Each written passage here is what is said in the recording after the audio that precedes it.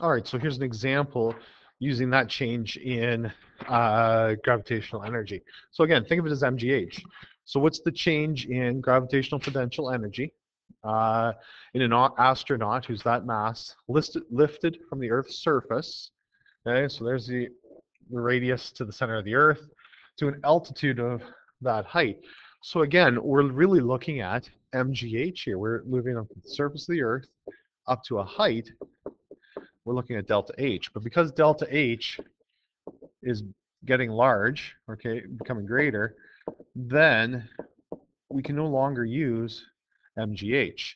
So that's why we use or move on to EG equals the GMM over 1 over R1 minus 1 over R2. And it's simply because of that exact fact. MGH only works when we're very close to the Earth's surface. So that being said, this is just an exercise in making sure you can use your calculator. And I should have started this over a little bit further since I can't write overly small here. So there's my G, mass of Earth, 5.98 times 10 to the 24th. Mass of the object in question, the astronaut, is 64.5. And then here's the challenging part, 1 over 6.38 times 10 to the 6th minus 1 over 6.38 times 10 to the 6th plus 4.4 times 10. Now it's in kilometers, so I need to add 3 more zeros, so it'd be 10 to the 5th. All right. So in meters. All right, so that's why I'm going to go circle that. That's now in meters. So the challenge here is using your calculator. What I recommend is start with this. Calculate that first. So you do 1 divided by that minus using your brackets, and then you finish with the rest of the equation. All right, so going through and using your calculator, you should get 2.6 times 10 to the 8th joules. Okay, so therefore it requires 2.6 times 10 to the 8th joules of energy. So this is some of the calculations or things that NASA and other scientists that are researching rocket technology, they need to know the amount of energy required to move an object, their payload, from the Earth's surface to an orbit. So it's necessary for these people to make these calculations, and this is basically where it all stems from. All right, so there is your new MGH formula, and that's how it works. If you have any problems with the calculator, talk to me tomorrow. So let's talk about escaping from a gravitational field. So if we analyze the situation from an energy standpoint, we know from grade 11, we talked about conservation of energy, that total energy is equal to kinetic plus gravitational. But we know on the Earth's surface, we're not moving. So that means that total energy is equal to gravitational potential. All right, which means that it's equal to G M M2 1 over R1 minus 1 over R2. Okay, so just as we just discussed. So if you want to, total energy is that energy right there, and depends on how high are we going to lift this object. So therefore, another new term here is binding energy. Binding energy is what keeps the energy that keeps objects in orbit. So binding energy. So there's 3 cases we want to look at here. So case 1 does not escape. So if we launch a rocket and it falls back to Earth, it did not escape. So that means that underneath, as previous, so the dashed line represents the radius or the surface of the Earth. So this is radius of Earth in each case, RE. So the gravitational potential energy is going to look like this. So the blue is what we have to overcome. All right. So actually, I drew that wrong. I apologize. Okay. Actually, let's get rid of the RE. That's not right either. So the RE, radius of the Earth, basically we're looking at it, it's actually on our x-axis here. So kinetic energy, let's do it this way.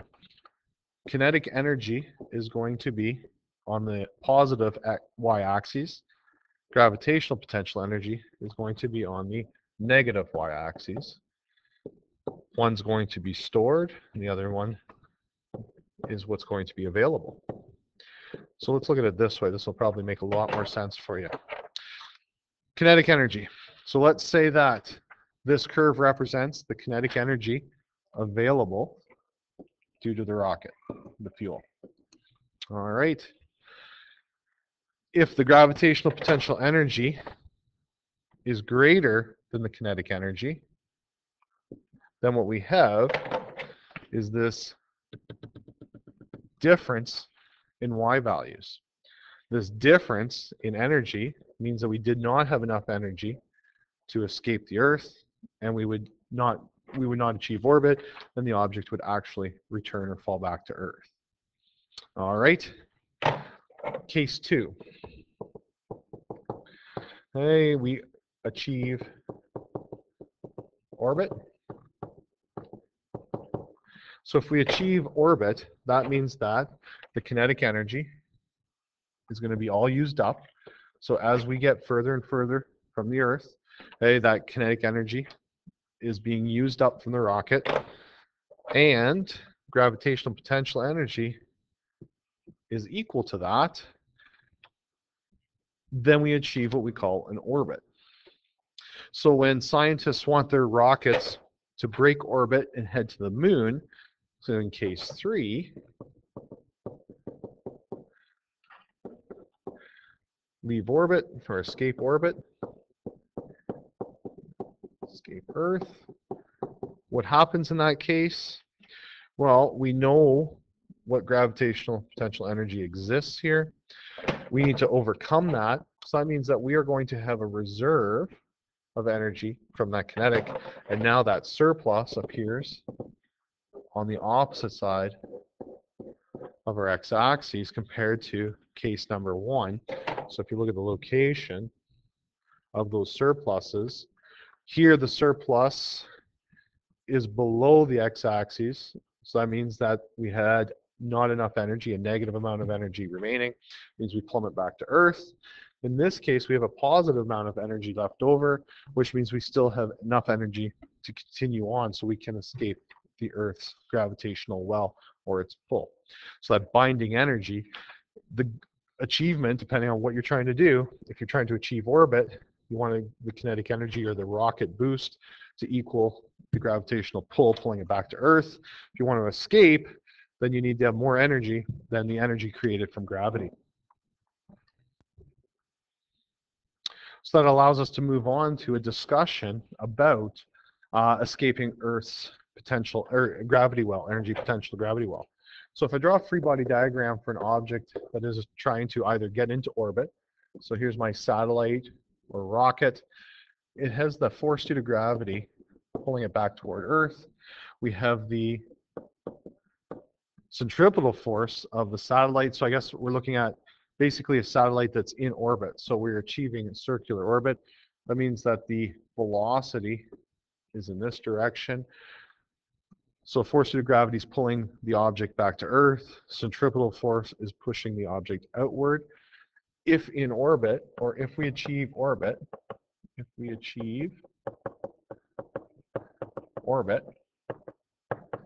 then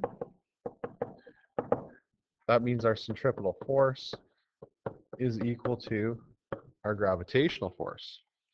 So from an earlier unit number 1, we know centripetal force is mv squared over r, and we know gravitational force is gm m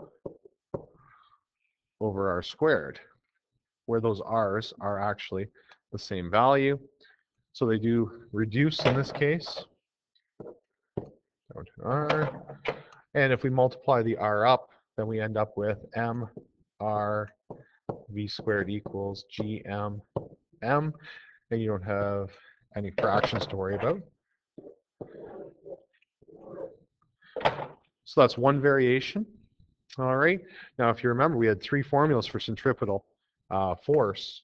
So then we would have had also 4 pi squared mr divided by t squared, or the period squared, equals our gravitational force. Oops, not R2, but R squared. So if I simplify that formula to a form where we don't have to worry about the fractions, you end up with 4 pi squared m r cubed equals g t squared m2. So this is formulas for achieving achieving orbit and staying in that orbit.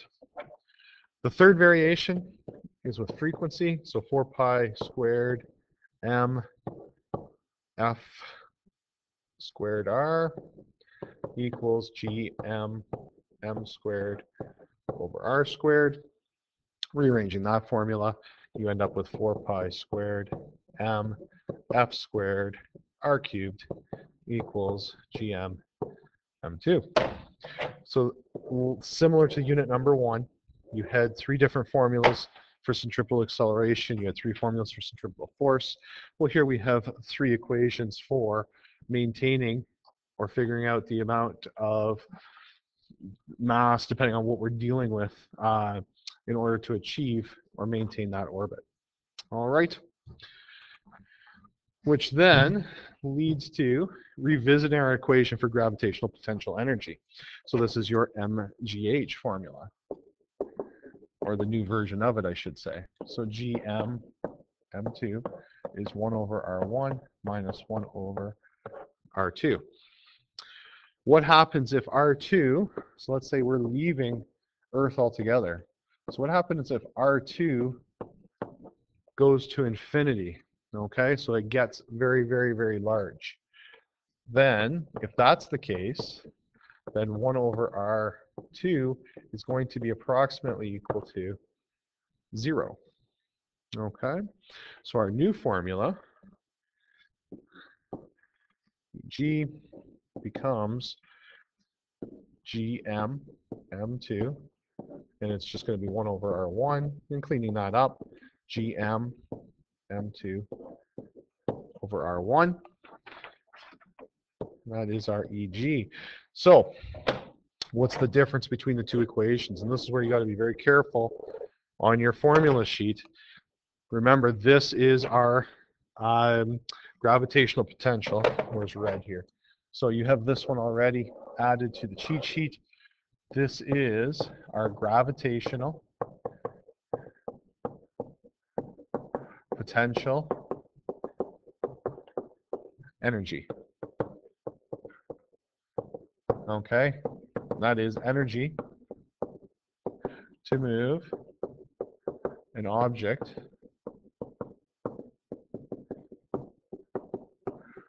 from R1 to R2. So moving it from one location to the next. This formula down here, which is a derivation of it, however, that second distance becomes enormous. This is the energy of an object on the surface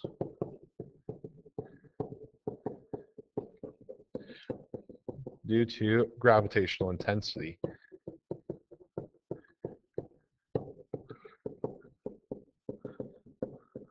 So this is how much energy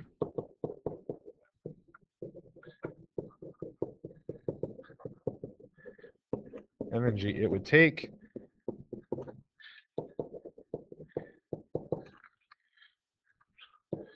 to move it beyond Earth's field. Okay, so if you want to know how much energy would it take to move this object beyond Earth's grasp or reach, that's the formula you're looking at. So that is the energy of an object due to gravitational intensity. All right, another video.